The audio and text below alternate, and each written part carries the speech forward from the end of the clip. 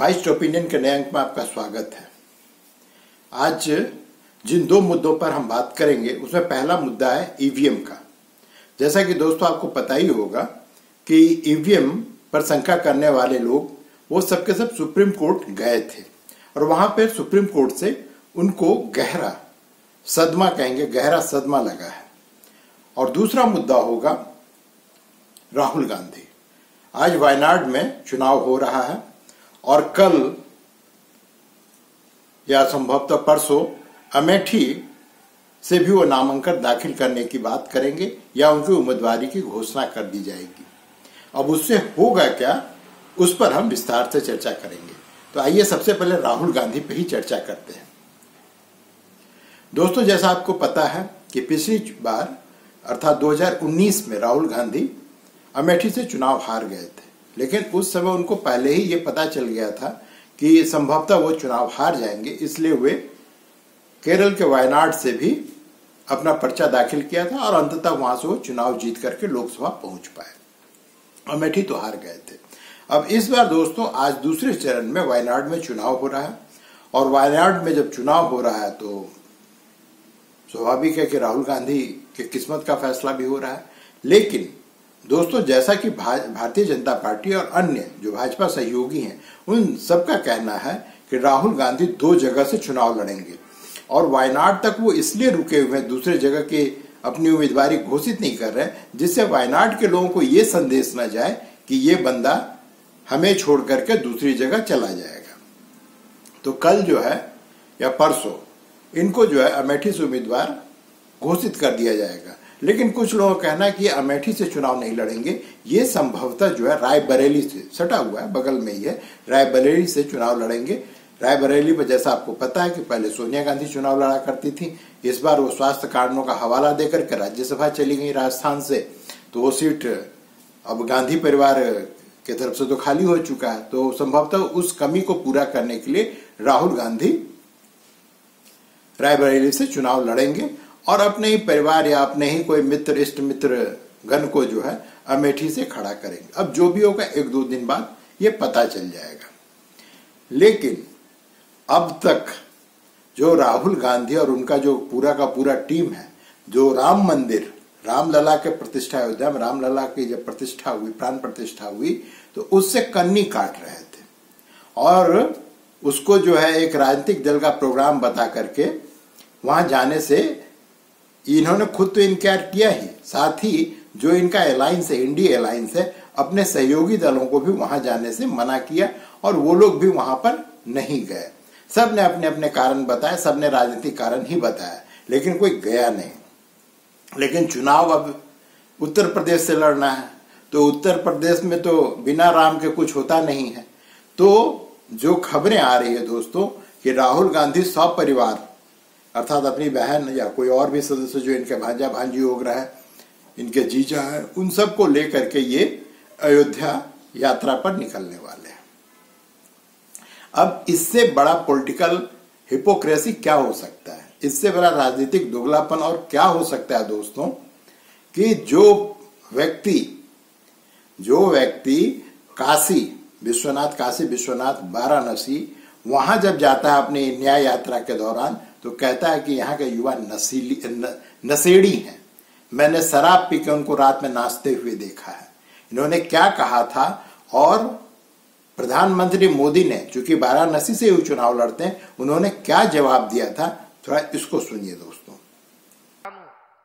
कांग्रेस के शाही परिवार के युवराज का कहना है और चौंक जाएंगे आप।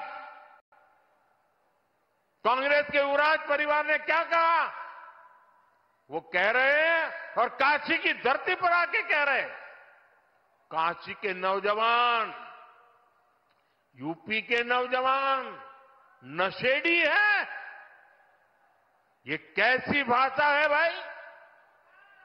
मोदी को गाली देते देते तो इन्होंने 2 दशक बिता लिए, लेकिन अब ईश्वर रूपी जनता जनार्दन पर, यूपी के नौजवानों पर ही ये लोग अपनी फ्रस्ट्रेशन निकाल रहे हैं। जिनके अपने होश ठिकाने नहीं है। वो यूपी के मेरे काशी के बच्चों को नशेड़ी कह रहे हैं। वाराणसी में देखा मैंने, रात को बाजा बज रहा है, ठहर जा, बाजा बज रहा है, वहां पे शराब पिए, यूपी का भविष्य रात को शराब पिए नाच रहा है, डांस कर रहा है। और ये इकलौती घटना नहीं है, इससे पहले ये शक्ति से टकरा रहे थे, इससे और पहले इनके जो भी बयान रहे वो सभी हिंदू देवी देवताओं के खिलाफ रहे। और अगर इन्होंने खुद नहीं कहा है तो जब इनके सहयोगी जो स्टालिन पुत्र है उदयनिधि, जब वो पूरे सनातन को गाली दे रहा था, वो किसी व्यक्ति ने पूरे सनातन धर्म को मानने वाले पूरे समूह को गाली बक रहा था, तो ये व्यक्ति मजा ले रहा था। इसने आज तक उसको उस बयान की ना तो खंडन किया ना आलोचना किया है, ये मुंह बंद करके रखा है और ये अपने को सनातनी कहता है और अब ये मंदिर यात्रा पर जा रहा है। लेकिन दोस्तों ये इतनी बड़ी खबर नहीं है, उससे बड़ी खबर ये है कि ये व्यक्ति, दोस्तों समझिए इसको, कि जब तक ये आज 26 तारीख को जब तक वायनाड में चुनाव संपन्न नहीं हो रहा है, उससे पहले ना तो ये राम मंदिर जाने की बात करता है, ना ये व्यक्ति दूसरे जगह से चुनाव लड़ने की बात करने की हिम्मत करता है। और आज शाम में जब ये चुनाव संपन्न हो जाएगा उसके बाद ये दोनों ही चीज करेगा। इसके जरिए एक प्रश्न और उठता है दोस्तों कि एक सीट वायनाड को बचाने के लिए क्या कांग्रेस ने अपने पूरे भारत के सीटों के साथ में समझौता किया है? समझौता इस तरह से कि जब पूरा देश राममय है, जब पूरा देश राम की बात कर रहा है, उस वक्त में सिर्फ एक सीट वायनाड को बचाने के लिए, क्योंकि वायनाड एक मुस्लिम बहु सीट है, वहां पर 40% से ऊपर मुस्लिमों की आबादी है, तो सिर्फ एक सीट बचाने के लिए क्या वो रामद्रोही बन चुका था और अपने सहयोगियों को भी रामद्रोही बनाया। इस बात पर जो इनके सहयोगी हैं उनको सोचना चाहिए कि क्या हम अपने पूरी पार्टी, चाहे वो आरजेडी हो, चाहे समाजवादी पार्टी हो, चाहे कोई भी पार्टी हो, क्या सिर्फ एक व्यक्ति एक सीट बचाने के लिए क्या ये व्यक्ति हम लोगों को रामद्रोहियों की लिस्ट में लाके खड़ा कर दिया, रामद्रोहियों की कतार में लाके खड़ा कर दिया? ये सोचने की जरूरत जो इंडिया अलायंस के अन्य जो उनके सहयोगी दल है उनके लिए है। कांग्रेस का क्या है? कांग्रेस तो अपने एक युवराज को बचाने के लिए वो कोई भी समझौता, वो कोई भी सेक्रीफाई करने को तैयार है, लेकिन जो अन्य दल है उनके साथ में जुड़े हुए क्या वो ये करने को तैयार है? और इस कतार में सबसे मुख्य चीज है जो हिंदू हृदय सम्राट उद्धव ठाकरे, माने बाला साहब के पुत्र, जिनको हिंदू हृदय सम्राट कहा जाता था, उस व्यक्ति का बेटा उद्धव ठाकरे भी रामद्रोही के कतार में शामिल हो गया। उसकी भी हिम्मत नहीं पड़ी, राहुल भक्ति में इतना लीन हो गया कि वो राम से ही विमुख हो गया। तो ये तो दोस्तों हालात है आज की। और ठीक ही प्रधानमंत्री जो आए दिन चुटकी लिया करते हैं इन लोगों पर, वो सही लिया करते हैं कि ये एक चीज स्पष्ट करें दोस्तों कि इस देश में जो राम का नहीं वो किसी काम का नहीं है। और इस बात को स्मृति ईरानी ने, जब वो पहले से ही जानती है कि ये या तो अमेठी आएगा या रायबरेली जाएगा, इसलिए उन्होंने बड़े ही जिसको कहते हैं गंभीरता पूर्वक वो अपनी हर सभा में इस बात को उठा रही हैं कि जो राम का नहीं वो हमारे काम का नहीं। उन्होंने क्या कहा थोड़ा उसको सुनिए दोस्तों। हिंदू धर्म में शक्ति शब्द होता है, हम शक्ति से लड़ रहे हैं, एक शक्ति से लड़ रहे हैं। को जब प्राण प्रतिष्ठा समारोह में बुलाया तो पूरे गांधी परिवार ने रामलला का न्योता ठुकरा दिया। वायनाड में जय श्री राम बोलते तो उनका वोट पड़ जाता। अब यहाँ आने से पहले पत्रकार कह रहे हैं वो राम मंदिर जाएंगे, इसलिए मैं कहती हूँ जो राम का नहीं वो हमारे किसी काम का नहीं। दोस्तों स्मृति साफ कर रही है, जो राम का नहीं वो हमारे काम का नहीं। और ये इतिहास रहा राहुल गांधी का कि जिस अमेठी पर वो बड़ी बड़ी बातें करते हैं या उनके पार्टी उनके परिवार के लोग बड़ी बड़ी बातें करते हैं, ये व्यक्ति उस जगह को बर्बाद करके रख दिया है। आपको मैं एक चीज बता दूं दोस्तों, ये कांग्रेस परिवार का इतिहास रहा है, वो कभी भी किसी शहरी क्षेत्र से चुनाव नहीं लड़ता है, चाहे वो नेहरू हो, चाहे इंदिरा जी हों या राजीव जी हों, किसी ने भी कभी किसी शहरी क्षेत्र से चुनाव लड़ने की हिम्मत नहीं की। ये लोग जो मोस्ट बैकवर्ड, जहां पर कि सबसे पिछड़ा हुआ जिला हो, हर मानकों पे, चाहे सामाजिक मानक हो चाहे आर्थिक मानक हो, किसी भी मानक पर आप देखिए, जो सबसे पिछड़ा हुआ जिला होता है वहां से इस परिवार का सदस्य चुनाव लड़ता है। और ये मैंने बताया से नेहरू से लेकर के राहुल गांधी तक है। जो वायनाड है वो केरल के अन्य जिलों के तुलना में बहुत ही पिछड़ा हुआ जगह है। इसी तरह से जहां से फूलपुर नेहरू चुनाव लड़ा करते थे, या रायबरेली है या अमेठी है, ये सब के सब जगह जिसको हम कहते हैं कि मोस्ट बैकवर्ड डिस्ट्रिक्ट्स जो है इंडिया के, उसमें से ये सब शामिल, उसमें ये जिले शामिल हैं। और इसी तरह से उपचुनाव में भी जब इंदिरा जी गई थी चिकमगलूर चुनाव लड़ने के लिए, या सोनिया जी गई थी बेलारी चुनाव लड़ने के लिए, चिकमगलूर का ना तो नाम भी उत्तर भारतीय बहुत लोगों ने नहीं सुना था उस समय, और अभी भी जो अब के जो बच्चे हैं उनको भी पता नहीं कि किस राज्य में है। वही स्थिति बेलारी की है। तो ये लोग हमेशा ही जो सबसे मोस्ट बैकवर्ड डिस्ट्रिक्ट होता है उसमें चुनाव लड़ने के लिए लोग जाते हैं। अब जहां तक बात है अमेठी की, अमेठी की स्थिति तो बद से बदतर थी। मैंने कोई ये सोच नहीं सकता है कि जिस जगह पे, जिस सीट पर हमेशा से ही गांधी नेहरू परिवार का कब्जा रहा हो, वो सीट, वहां पर उस सीट और उस क्षेत्र के हालात इतनी बदतर होगी। ना तो रोड के हालात ठीक थी, और हर आप जो भी चीज कहिए, वहां पर एक 50 साल पहले इन लोगों ने एक जमीन लिया था, लीज पर लिया था कि आप अस्पताल बनावेंगे। स्मृति ईरानी के जाने के बाद इनकी लीज खत्म की गई है और उस जमीन को वापस लिया गया, और तब जाकर के वहां पे एक हॉस्पिटल निर्माण किया गया है। तो ये तो स्थिति है इन लोगों की। अच्छा है जो उत्तर प्रदेश के लोग हैं वो भी देखें इन बहुरूपियों को। और आने वाले दिनों में दोस्तों, जब ये लोग मंदिर जाएंगे तो हमें फैंसी ड्रेस प्रतियोगिता की याद आवेगी और आनंद आवेगा। तो इंतजार कीजिए, देखिए कब से फैंसी ड्रेस कंपटीशन चालू होता है। तो इस मुद्दे पर आज इतने में ही रुक जाते हैं। अब हम दूसरे मुद्दे की बात करते हैं। दोस्तों, इस देश में बड़ा अजीब सा चलन है, बरसाती मेढक की तरह। जब बरसात आने वाला होता है तो मेढक टर्राने लगता है। वही स्थिति यहाँ पर एक समूह है, एक ग्रुप है, उसको आप लॉबी भी कह सकते हैं। जब भी कोई चुनाव हो इस देश पे, चाहे वो विधानसभा का चुनाव हो या वो लोकसभा का चुनाव हो, ये ग्रुप सक्रिय हो जाता है। और ये ग्रुप सक्रिय होने के बाद करता क्या है, ये सबसे पहले ईवीएम पे सवाल उठावेगा कि इलेक्ट्रॉनिक वोटिंग मशीन से चुनाव क्यों होता है। और इसमें हर तरह की शंका, मैंने जो आपके समझ से परे हो, इस तरह की शंकाएं ये लोग व्यक्त करते हैं।